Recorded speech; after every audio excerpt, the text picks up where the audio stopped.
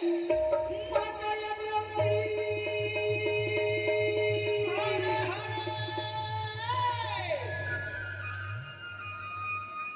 था न नगरिया की आवाज सुनावते न महिला के गला के घंटी नहीं सुनावते नहीं सुनाते। बोला का हो दाई मैं रास्ता भटक के कैसे लगा थे तुम तो जहां नहीं आ गए रुक एक बात याद आवत है हो सकते नगरिया के कोई नहीं सुनावते तो मोर बोली तो नगरिया जरूर सुनाई मैं नगरिया आवाज लगा लेते माता होते अपन इष्ट देवता को स्मरण के अपन पति देवला कैसे चिल्लावते कैसे नगरिया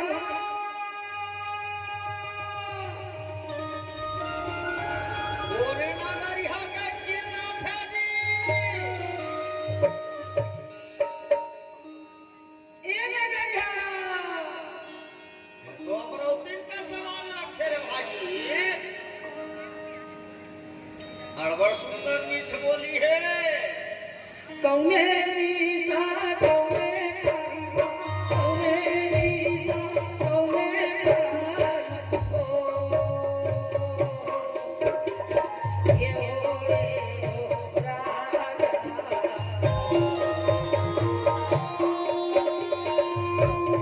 बोली चोरी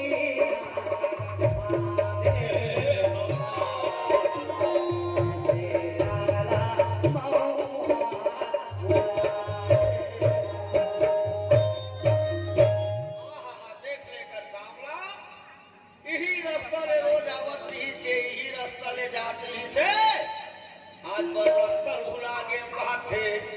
अरे हो सकते समय ताए रे भाई मझनिया के बेड़ा ये भूला खुंडरे होई लेकिन ओकर बोली है कोयली के बोली से अति सुंदर लगत थे। एक बार और सुन ले था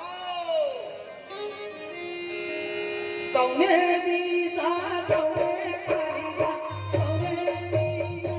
कौने राजको ये बोले राजा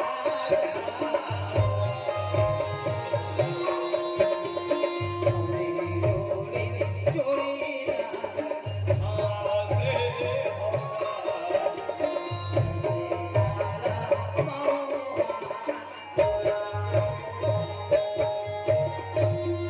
रास्ता भुला गए बात हम नहीं बोला हम तब तक उहिच में खड़े रही कैसे लगते